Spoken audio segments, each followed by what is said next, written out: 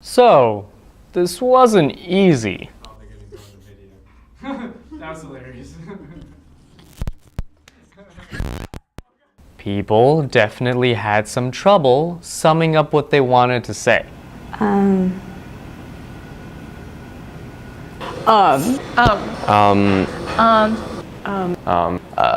But it was difficult because they wanted to come up with a little of this. When I first looked at Monroe, it was just like, he's only doing it for other people. And that's something that I just truly admire. Or a little of that. I'm very grateful to Monroe for showing me every day the epitome of human love and kindness and consideration for all others. And, of course, a little bit of this. The opportunity to meet so many amazing people in AguaClara, talented and driven and also passionate people here. And I met really one special person that's close to my heart. So I want to thank Monroe for giving me the opportunity to do the work that I'm doing and all the knowledge he's given me and the advice. And so I thought we would start with something basic.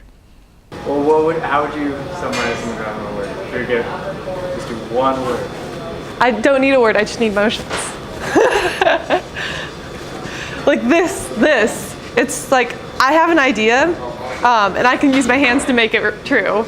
Monroe is life-changing. Warm-hearted. As inspiring. Spirited. One word, wow. Monroe is just so many things. So many amazing things. Supercalifragilisticexpialidocious, probably. Passionate. Passionate. Passionate. Passionate. I'd say he's passionate. Play. And it's always fun to follow up such wonderful words like those with... My first impression of Monroe is that he was happy and excited, and he's excited not just to teach everyone in the lab, but he's also excited to learn. And throughout the years, honestly, nothing has changed. He's still always excited to see us. He's always excited to teach us things. He's excited to learn from us too and learn about all the research that we're doing. He knows everything. There's nothing that he cannot do. I remember walking into the first meeting and meeting Monroe for the first time, and I think in that moment when I walked into the welcome meeting that I could already tell that maybe this professor was going to be a little different. My first impression of Monroe. My first impression of Monroe. My first impression of Monroe was this tall guy who was using his hands and was really expressive, and I don't know, it was a little larger than life. I'm like, what did I get myself into? And then of course, as got to know Monroe, he's actually just a lovable teddy bear. Now that we had the ball rolling, the rest came pretty easy. So AguaClara is why I came here, and I think that is something really important because Monroe has kind of started this movement. I think you said it best when it's AguaClara is both a project team and a movement. Definitely was very scared coming into AguaClara. I knew that I wanted to be a part of this project team since before I actually applied to Cornell. That was my chief motivator in coming here. Oh, one more thing. AguaClara is the reason I applied early decision to Cornell. Monroe has given me a brilliant role model for how passionate people can change the world. AguaClara was basically his own brainchild. And if you look at how far it's come, it's truly incredible. Okay, so Monroe has been an inspiration to us because he has dedicated his life to making an impact in other people's lives, both in the US, in our lives, and in the lives of people locally in Honduras, India, and to be many more places. That's not only reflected in AguaClara's mission, but in what he does every time in class. It's, to help others, whether it's guiding them through their issues or helping them achieve or come up with a solution to help others that we're helping out in Honduras and India. That's what it is. It's his passion like pushing us forward, even though we let everything else at Cornell kind of like bog us down sometimes. It's Monroe that like pulls us through. But it's never enough just to inspire people. You have to follow it up with... And the best piece of advice that Monroe ever gave me was that failure is part of success. Last year, when we figured out that foam filtration didn't really work and we felt like our team was a failure for not making it work, he just said it's better to know that it's better to fail now than keep trying to push a failure to work. And I think the best advice he gave me was that, so I asked him how he stood positive in the face of all of like the difficulties that come with doing this type of work, and he said that you have to have hope, and that you have to know that people are good, and even though bad things may happen, or like you really just have to look at everything from like all the perspectives, and just be hopeful and know that what you're doing is like the best you can do, and yeah. To mess things up and figure out how to fix it. And he hasn't given that like, Emil, you need to mess that up. No, it's more in the way he gives his advice and he watches you. I remember you had one story like that, and I've had same thing where you gotta figure things out iterationally, mess things up, and then get better. But yeah, not being afraid to mess things up. Yeah. Case in point. I thought that in his talk, something that really stood out to me is thinking about what makes you angry. I know that sounds really weird, but I think I've had like a tough time like finding what I want to do and dedicate my time to. But his advice about really thinking what makes you angry and what you're passionate about was really valuable. And when he talks, you can really sense the sense of passion he has in his work. And I think it's really meaningful that you can see he puts in so much effort and so much time and dedication into this project because it's truly a cause he believes in. Yeah. To challenge what can and cannot be done and push the limits, and that's the only way that innovation is going to happen. And Monroe gave me the greatest piece of advice I think I've heard since I've been here on campus. He said something along the lines of, everybody in the world is going to tell you go do something you're passionate about. But a lot of people look around, they don't know exactly what they're passionate about. So instead, focus on the area of the world where you can make the greatest change and the biggest impact.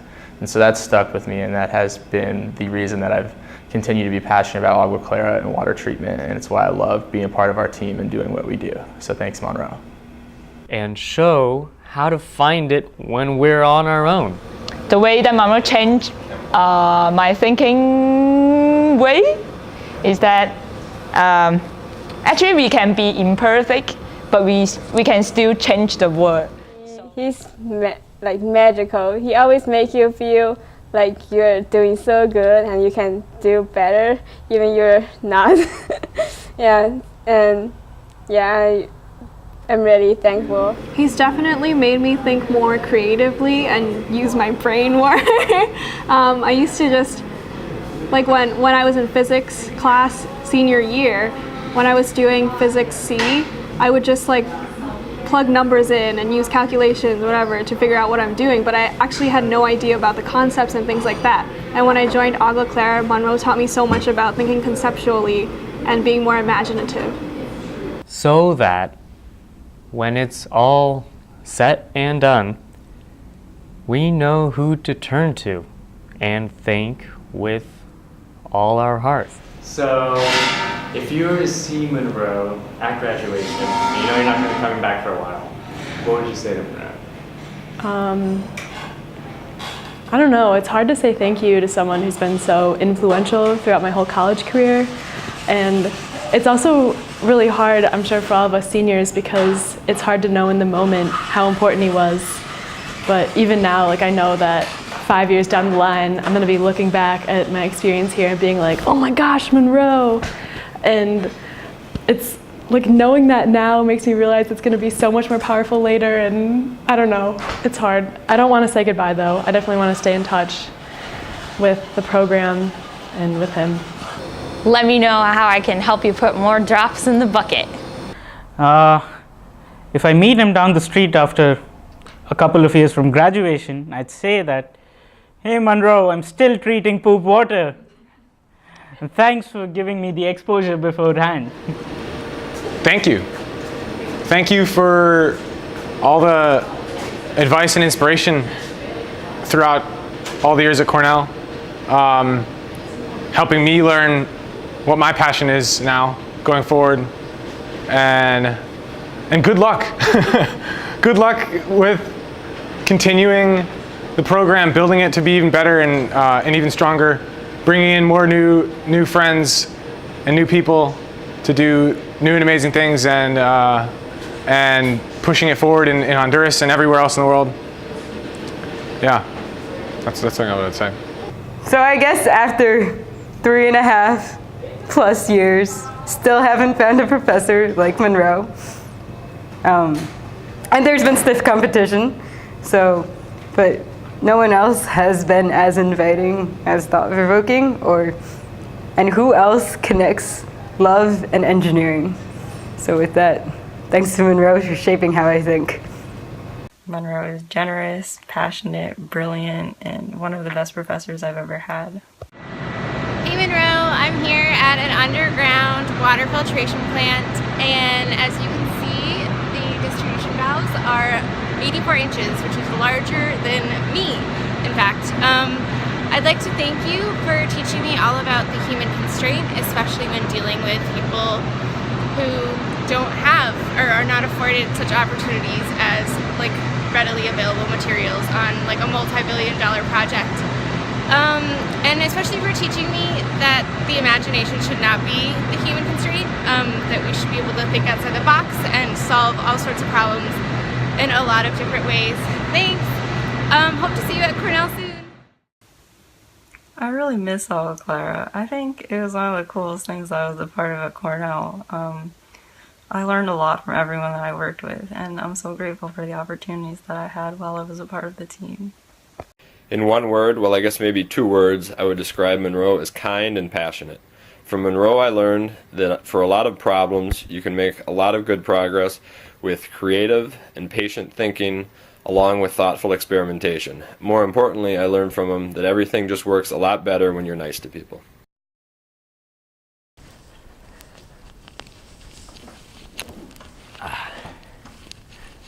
All right, I guess it's my turn now.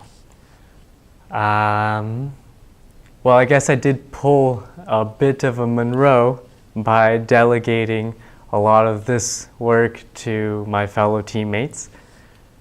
But, and I'll also be honest, this is not my first take, even though I constrained my fellow teammates to a single take. Wow, this isn't a great start. Sometimes I try imagining what it would have been like if I didn't meet you at the very end of my undergraduate career. And it's like, it's crazy to think that I went through 3 solid years of not meeting you, but I'm so glad that I did in the 4th year. And it honestly is a little terrifying sometimes to think that there was a chance that I wouldn't have met you, because you have honestly changed my life. And I'm glad to say for the significant better. And so to not have what I have right now is a little terrifying, because I feel like I'm at a good place, and that's largely because of you. So thank you, Monroe. It has been a great ride, and I wish you all the best, and I know all my fellow teammates do as well. So see you later.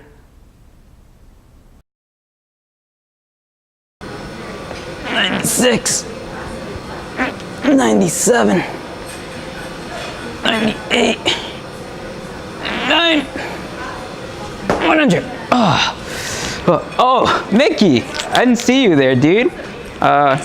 caught me in the middle of my, daily flock hopper probe workout session, developing flock hopper probe and also workout plan. So look forward to that.